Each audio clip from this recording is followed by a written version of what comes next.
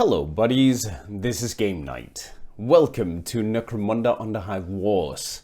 We have some information from the devs in the shape of a dev blog. So this is the first time we're hearing something about how things are gonna work, and they will shed more light on some of the cool elements you can expect to find in Necromunda Underhive Wars. So they are focusing on an overview in this first one, and then in future dev blogs they will be focusing on specific parts of the game. So let's check this out. You can find the link in the description down below so you can see for yourselves. So there's going to be multiple game modes, and they will cover which ones in one of those future dev blogs. But you need to create a gang. So you can pick between the Goliath, the Escher, or the Orlux. So that is pretty cool. They have said that there's going to be more gangs, but I don't think we won't get more gangs to begin with. So 3 gangs in total, and then we'll see DLCs coming out with future gangs for sure. Each house will have their own special house perk and bonus stats depending on... Do we see anything here? No. Bonus stats, toughness, strength, and willpower. I expect these guys to be definitely focused on the melee aspect. These guys on the range, and these girls on, I don't know, mobility, quickness, stuff like that would be my guess. They have -5 AP cost of equip weapon. So what they have is a weapon equipped, and they spend 5 less action points on shooting, probably. They also gain an engaged buff, a defensive buff, plus 10%. What is that? Fleh resistance, melee resistance, I guess. Yeah, removed when disengaged or out of action. Stacks 3 times. So they are harder to hit when they are in melee with someone, which goes totally fine with the Goliath tough and strength melee capabilities. I like that. I'm looking forward to seeing more of what the other 2 gangs get for a house perk. I like that idea though, because that does set them apart from each other. Whereas in the tabletop they were very much alike, except from the skill choices they had. So I like that. Assemble your crew. You can customize an active crew of up to 5 fighters in order to represent a force capable of facing the multiple dangers of the Underhive. I wouldn't call 5 a force, however. More like a skirmish, right?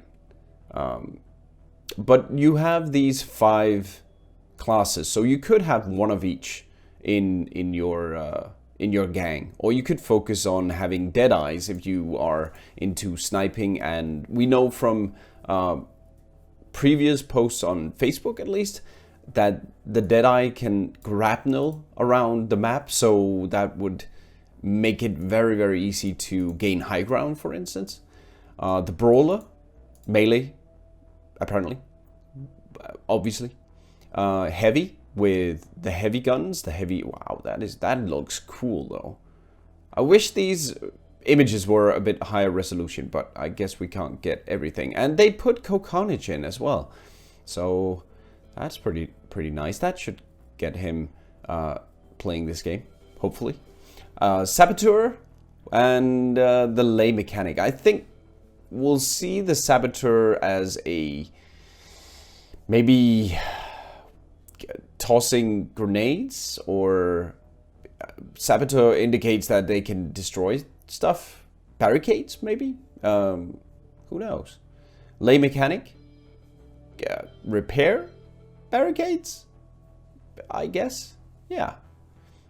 Repair your weapons? Maybe even. Yeah, that could be. That you need a lay mechanic if your weapons get jammed. And that is one hell of a fist. I just noticed that almost went in the background. Look at that. That's a bit of a spiky bit in the front there. These are some really nice models. I like how they look.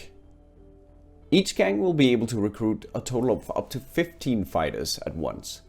So you can have 10 in reserves in case active fighters get injured. Okay. Okay. I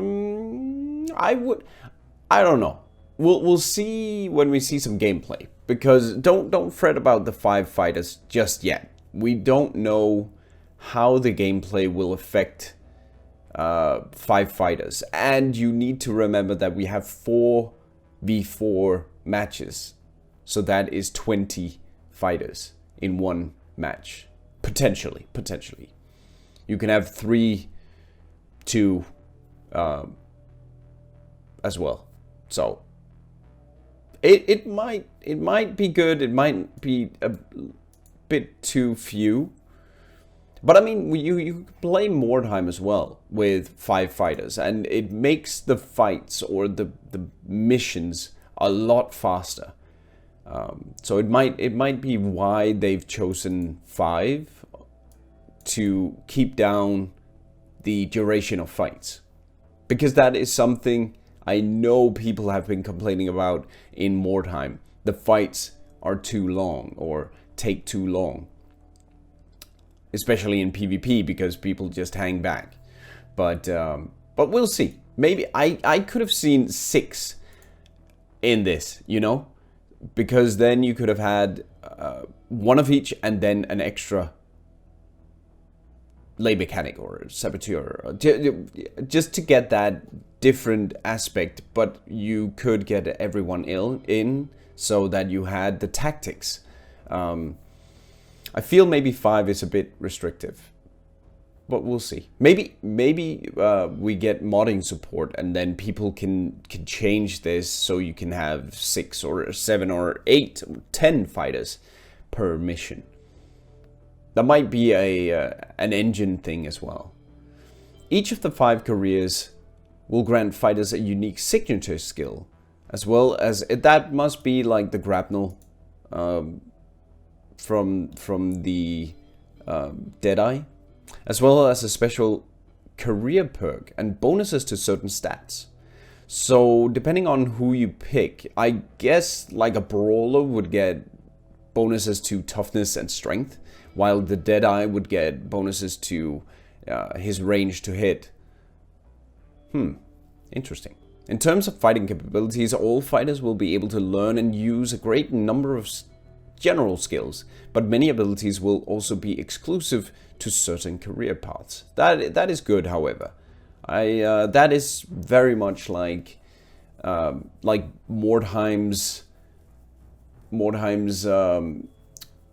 house or warband abilities, but the problem was everyone could, except for the leader with a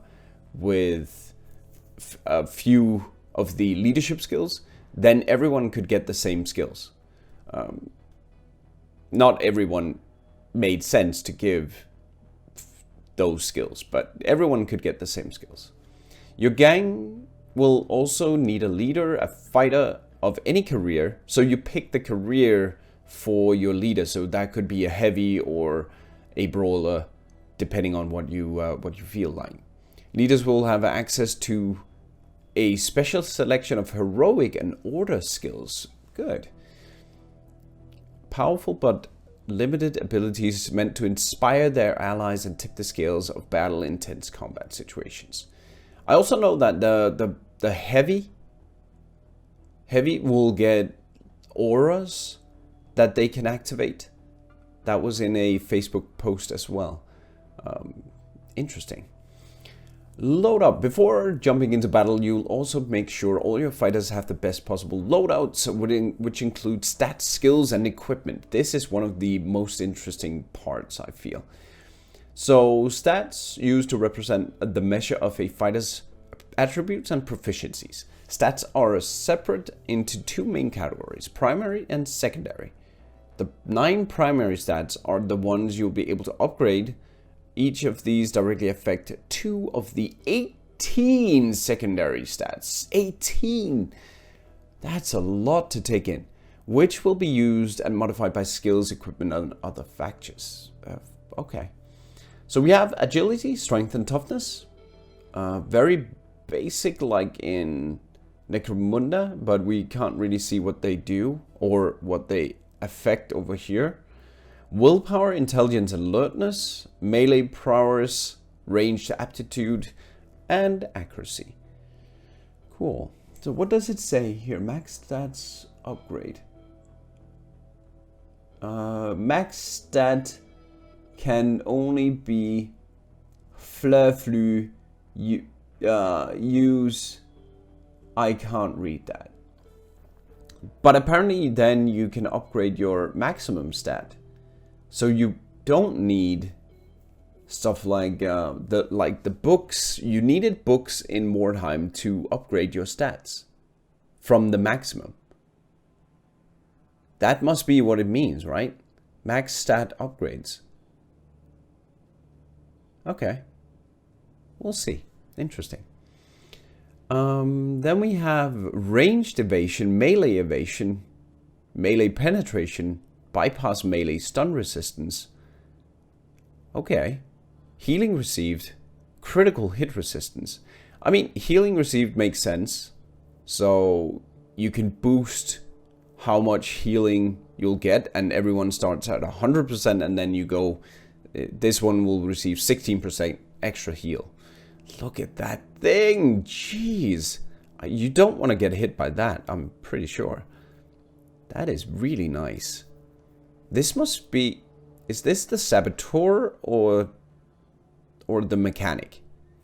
I don't know. But it's most certain one of those. Most certainly. What else? Bypass melee stun resistance. If someone has a high stun resistance, you'll bypass 22% of that. I guess. Very good for melee guys. It's whacking them with the big power fist, I guess. Stress resistance? Yes. Okay. So stress is a thing. I'm wondering, like, stressed out from being shot at, or stressed out from losing your teammates. Is that gonna determine if someone is gonna panic or just start shooting and spend all your AP? Sort of like in, you know, from XCOM. From XCOM 2, you had someone could panic if something happened to one of your teammates. That could be a thing. That's interesting. Because we didn't see that in Mordheim at all. You only had the morale bar to watch out for, and if it went too low, your entire warband would flee. But it would be nice if you have a weak, stressable ganger, then he could panic and just run away at the sight of trouble. Stun resistance makes sense. Ranged penetration. Yeah, okay. So penetrating armor on your enemy with your ranged attacks? Yeah. Experience bonus? Cool, I guess. Gaining experience is very, very important. I wonder what that comes from. Willpower? Intelligence, maybe? How well you are to take in new information.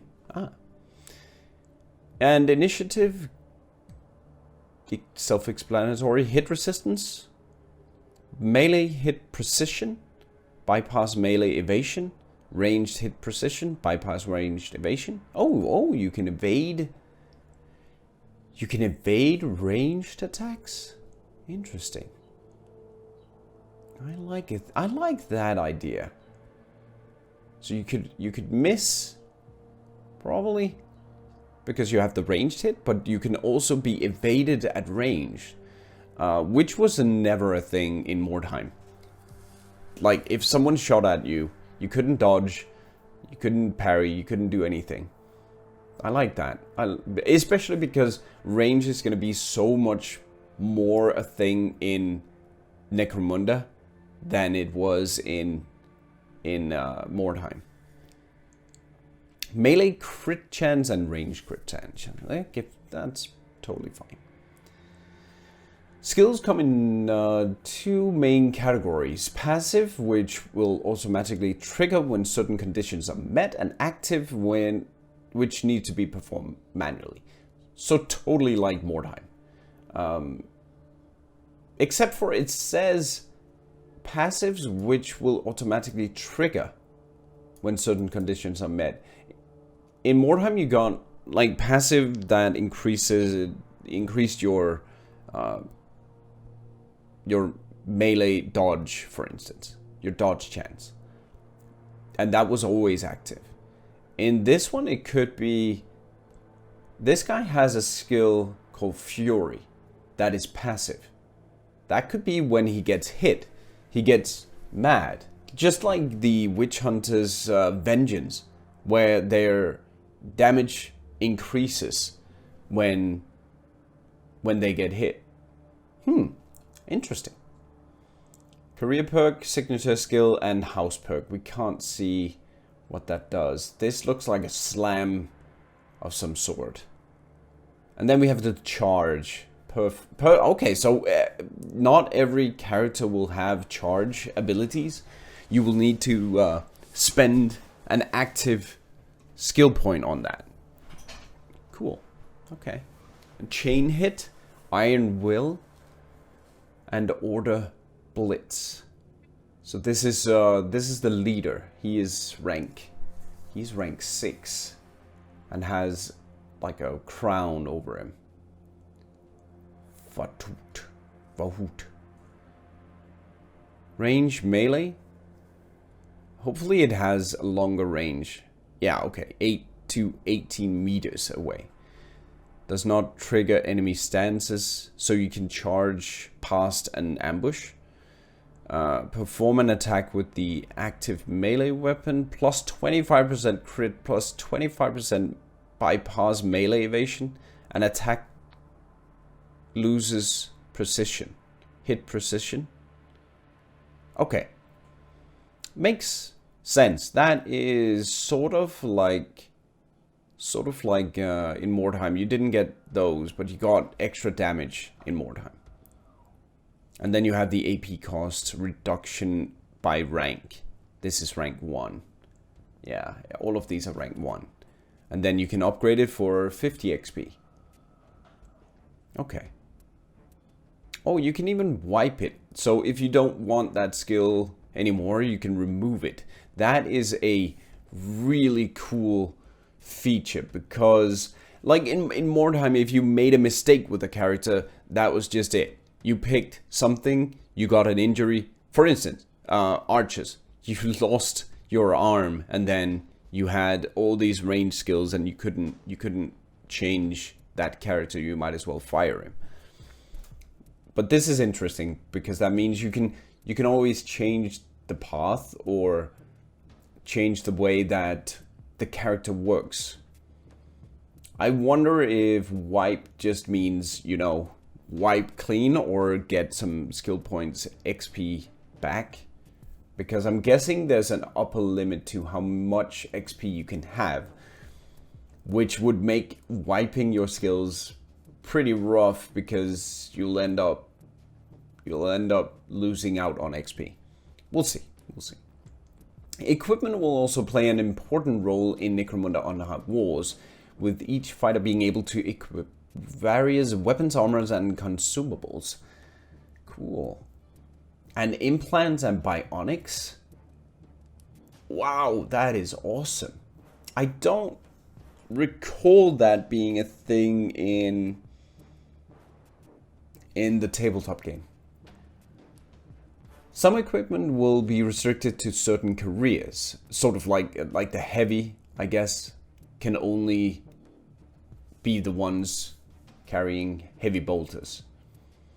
A great majority will be able to be used by any fighter, from dual-wield last pistols to devastating heavy bolters and iconic close-quarter chainswords. I hope it has the vroom to it. The choice of how you want to build and specialize each of your fighters will be entirely yours. Thank you very much. Anything we can see from this? You have the armor parts, and they are specifically for the arms, chest, right arm, and legs. Interesting. You have the backpack and your weapon. These must be for implants and or bionics, maybe both. So you can end up with 3 different implants. Cool. What is that? Melta grenade? Maybe? And frag grenade? And that must be the damage type, right? Because you have energy here, and that indicates kinetic energy and blast energy. I don't know. And then medikit. Oh, nice. We have on the weapon, I guess that's the worth of the weapon. And the tier of the weapon. High stability and further. I can't see. I can't see what that is. If you can see, let me know. 54 average damage per attack. Then you have the graze, normal and critical damage. 101. That seems high.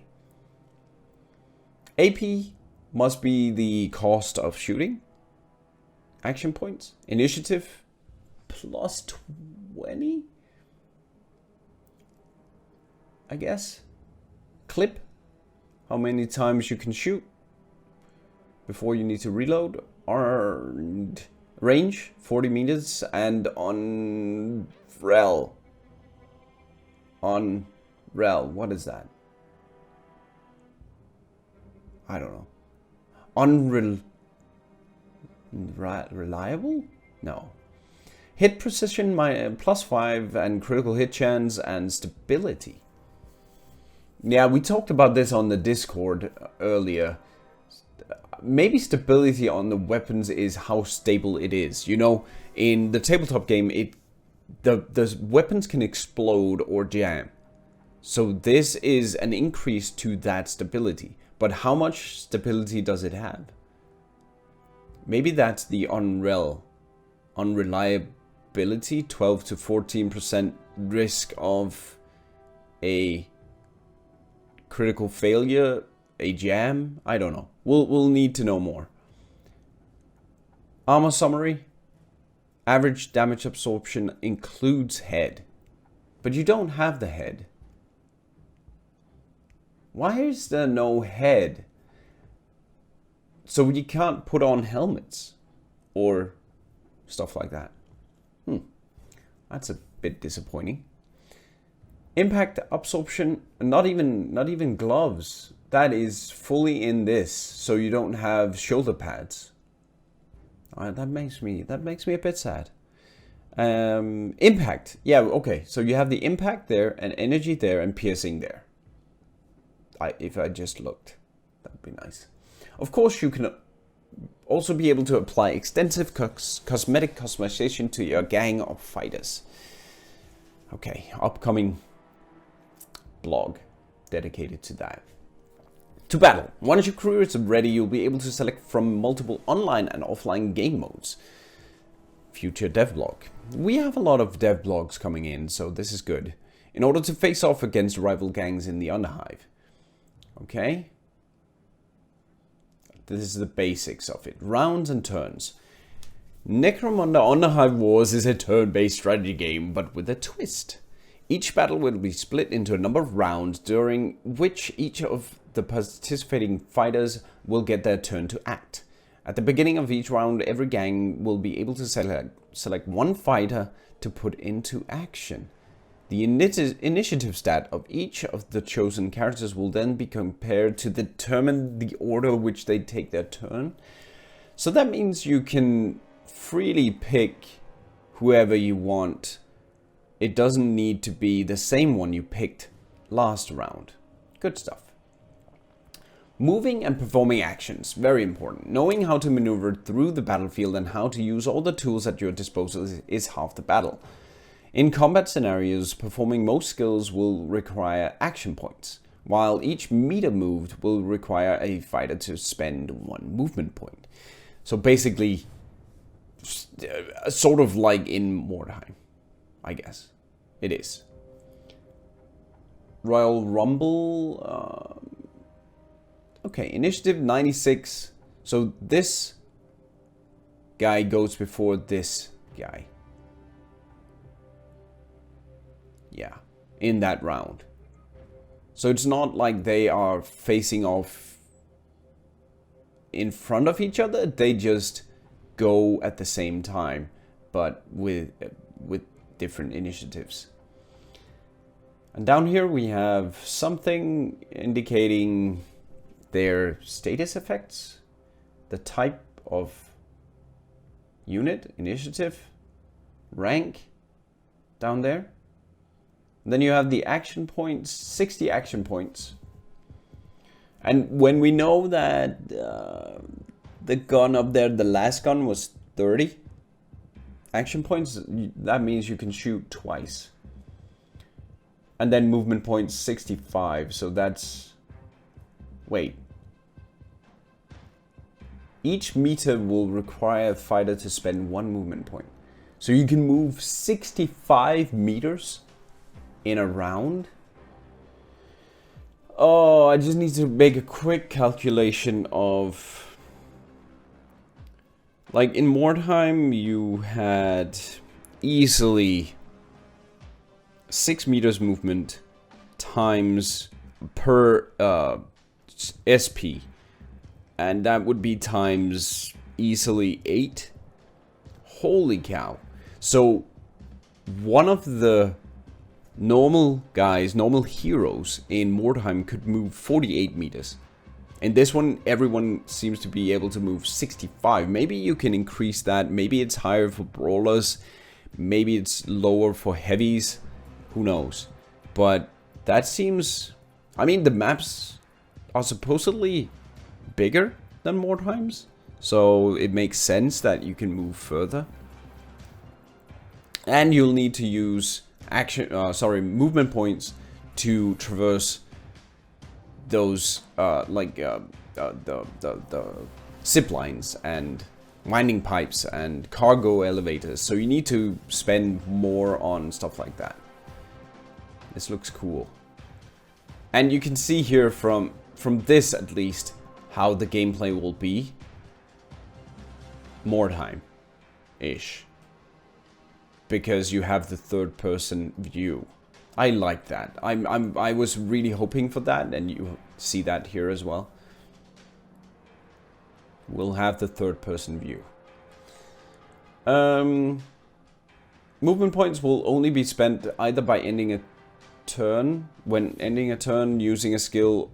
Okay, using skills as well. Suffering the effects of one, such as triggering a trap or receiving damage. Meaning that you will normally be free to move your fighters in real time before committing to a move. Ah, okay. So that actually means that I could move 65 meters, change my mind, and move 65 meters the other way. I don't know if I like that. I sort of liked... I mean, you could refund movement points as well in Mordheim. So it makes sense to just make this free to move instead of having points. Yeah. Up high and down low. The battlefields upon which your forces will be waging combat are humongous places. Makeshift bridges, ancient zip lines, and winding pipes. You'll have to make the most out of all 3 dimensions in order to survive the brutal fights. Cool. On top of letting your fighters traverse the terrain more efficiently, making use of verticality is also useful for gaining height advantage. So, accuracy bonus when targeting, yes, okay. Like in Mordheim. Using verticality, terrain, and cover to your advantage. Cover is dynamic. It's based on the percentage of the target's body that is visible by attackers. So, getting down behind cover is very important, it seems. Getting caught off guard on open ground is most likely to be an open invitation for carefully placed and most fatal heavy boulder hit to the head. Ow. That looks terrifying. But we saw in this one you had 4 characters going in this round. While most default attacks will always target a random body part, some offensive skills such as the aimed shot will be allowed fighters to aim at specific body parts. That costs more. Okay, so 40 AP if you want to aim at something. A prime occasion to focus attacks on unarmored locations. Okay. Yeah, that makes sense. I wonder if it has any other effects, like if you shoot someone in the head, that could mean losing AP or MP. AP and in the legs, MP, when that one has to move next time. I don't know. Or just shooting, I mean, dealing more damage is always better, of course. Anything here? Hit chance. Hit? Is that hit chance? 54? No. Hit chance 100%. I guess that is the hit chance. Yeah, I think it is. 100%. That's a lot. I always thought, like in Mordheim, the maximum you could do was 95. Always. Oh well. Tactical tools at your fingertips. Special view toggles as the tactical overlay, and strategy view, a 3D map, is extremely useful when planning strategies. That is cool, because you can see the objectives, you can see where the enemies are, where the elevators are, the zip lines, so you can plan your path instead of having to run all the way down. Yeah, that is really cool. I guess there's gonna be jump spots as well, so you could jump freely from this platform to that platform. Probably not to that platform, because you die. I'm hoping. I'm hoping. You can activate beacons as well. Go up and down. You can reset the view. You can move the camera around and just check out everything here. This is a retrieval mission. I'm guessing that is the orange bits that you need to gather toolboxes and machine parts. And then you get something. Oh, that's on a timer, actually. 5 rounds. Grab as much you can, and then... Wow. Against 3 other gangs. That is going to be very intense, I think. Interesting. Thank you! And this is the first dev blog. I'm very, very excited. I'm keeping my hype down just a tad because we need to see some gameplay. I'm really hoping they'll show us some gameplay soon. Because there's a lot of things here, especially the 5 gang limit. Is that gonna hinder or change things so you can't be tactical enough? Or is it gonna be enough? especially when you have 20 gangers fighting it off. It would just be terrible having one guy being focused down by 3 others.